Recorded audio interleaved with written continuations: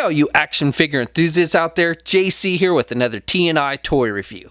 And today's review is in association with JediInsider.com, your #1 news source for everything Star Wars. And for today's review, I'm going to be taking a look at the brand new Star Wars Black Series Enfys Nest Swoop bike with figure. Now this is based on the new Solo, a Star Wars story movie. It comes packaged in the same style that we see with all the Black Series vehicles. Up in the top right corner, you've got the Star Wars Black Series logo. On the front there, you've got that kind of diagram artwork showing off both the bike and the character. Down below, you've got the name. Off to the left side, you've got some images of the toy and the figure clearly displayed in a window box. On one side, you've got more artwork showing off the actual character, Enfys Nest, and then the other side, you've got the red border. It tells us this is number 5 in the series. And then on the back of the packaging, you've got more looks at the actual toy showing off the various features and accessories. And then you have a brief bio in multiple languages for both the Enfys Nest character and the Swoop bike. All right, let's get this open and take a look at what's inside. Okay, so here's a look at the figure and the bike outside the packaging. Now you can see here there is some minor assembly required when you first take it out of the box. It's not too complicated. However, Hasbro has provided an instruction sheet to show you how to put it all together. So if you do need some guidance, they have provided that. Okay, so first thing you want to do when you put this thing together is you want to take this front piece of the bike and you want to take this fin piece and you just stick it in here on the top. You want the red facing forward, the red sticker facing forward, and you just kind of slide it down and it should click into place and snap in there nice and tight. Next thing you want to do is you want to take this bracket piece on the back end of this and you want to remove it. So you just kind of pull it off and it should come off fairly easy. And you're actually going to discard this piece. Okay, next thing you want to do is you want to take this front end of the bike and you're going to slide it into place on the back end or the main portion of the bike. So what you want to do is make sure that these beige pieces are facing upward, or the single fin piece is facing upward and the double fin pieces are facing downward. And then what you're going to do is you're going to slide these back pieces in to the main portion of the bike. So you can see these upper pieces will actually click into place here, and then that lower piece slides in under the engine block there. And so it can take a little finesse to get it to get in there. So you might have to play around with it a little bit. It doesn't just slide on super easy, but you know, once you kind of get it everything in position correctly, then it should just kind of slide in and snap into place. So you can see I've got the pieces all the way back here and I just kind of push them in and they should click into place, and then this bottom piece is just kind of slides in under that engine block. And then once you've done that, then you can take the stand, you get this clear base and it's got a little ball joint, and then you can plug it into this hole here. And you can actually plug this in first if you want to. The instructions actually have you plugging that in first, but you know, it really doesn't matter that much. But once you get it plugged in, then you can just it'll stay freestanding. Okay, and then finally you have these pistons for the steering mechanism that you want to add to the bike. So these don't really do anything, they're just more for looks, and they're done with just brown pieces. So you've got this thicker one and this thinner piece, and what you want to do, and you've got 2 sets of them, so what you want to do is just slide the thinner one into the thick one, and then you take the hole here on the bottom of this thick piece, and then there are little pegs here on the actual bike, and you just take it and you plug it in like that, and then you string this thinner piece up here to the handlebars, and again there's a little peg that sticks out on the handlebar, and you just put it around there. And then you do it for the other side as well. So again, you slide the thinner piece into the thicker one, you plug it in, the thick piece into the actual bike portion, and then you plug the thinner piece into the handlebars. And again, these don't really do anything. They're supposed to mimic the steering of the bike. So when you pull on the handlebar, you know, this piece kind of slides back and forth, but it doesn't actually control, you know, in the movie, when you would pull on it, it would actually move these fins on the front, which is how the thing steers. But on this, it doesn't really do anything other than just go back and forth. Okay, so here's a look at the bike fully assembled. Now this is a decent size. This thing measures, the length of it is about, I would say, just a little bit over, or I would actually say right about 20 inches. The height of it at its highest point, which is the fin on the back here, is about 6 inches. so maybe a little bit over 6 inches. So again, it's a decent size. Seems to be in pretty good scale with the 6-inch figure, which is included, and I'll look at that in more detail in just a moment. But for features on the actual bike, I just want to go over those real quick. So first of all, you do have the display base, which is done with clear plastic, so you can remove it or you can have it attached there so it looks like it's floating in the air. And then you have what is essentially a removable engine cover. So if you want to take the engine cover off, you want to unhook those piston pieces, and then you've got some detailing. It's just gray plastic, but you've got some sculpting detail, and that's supposed to be the engine of the bike. And so that just hooks in with some pegs there, so you can just slide it back on when you want to put it back on, and then reattach those piston pieces to the handlebars if you want to. Again, those piston pieces don't really do anything, so you don't really have to attach them if you don't want to. But again, it's really easy to take that off and everything. You've got the little pedals, which actually move. They don't move. It's not like they move with the handlebars or anything, but they do move, so you can adjust it to the figure that you're having sit on it. You've got the seat here. You've got a place to hold the weapon that Enfys Nest uses, that spike weapon.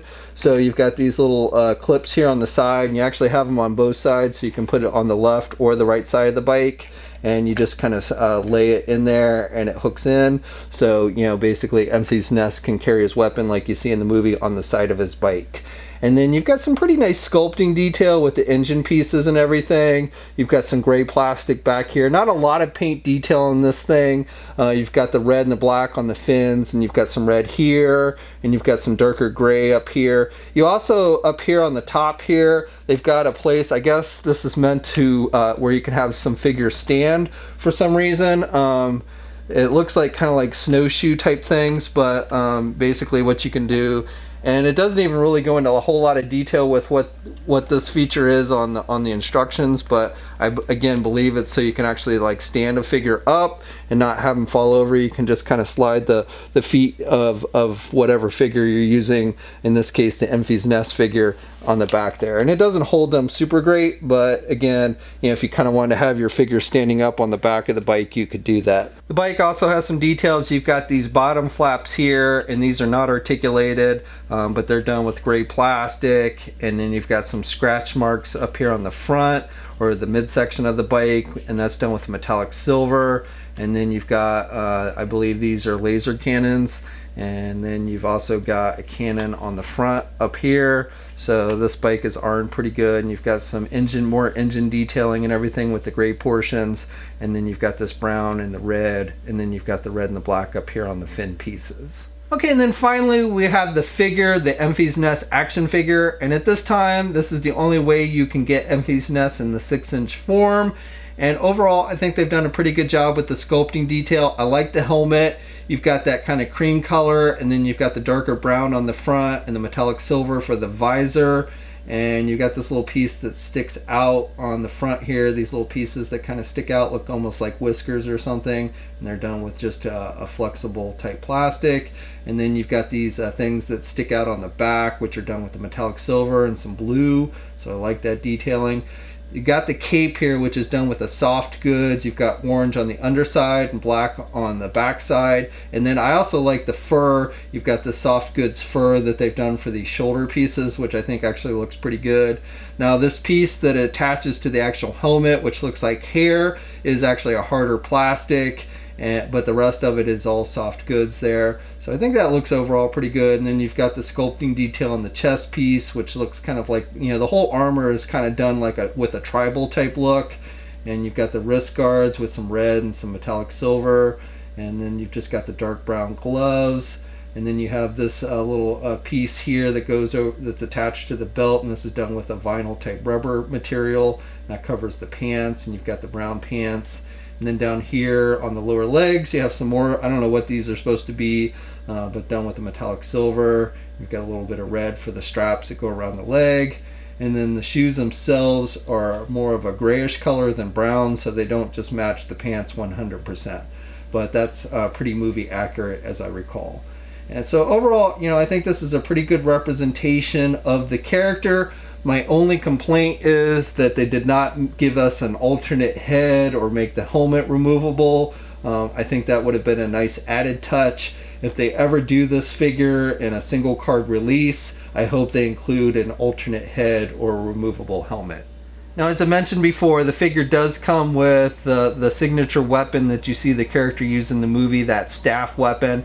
Now, there's no paint detail on this, it's just done with a gray plastic, but the sculpting detail is pretty good and seems to be pretty movie accurate.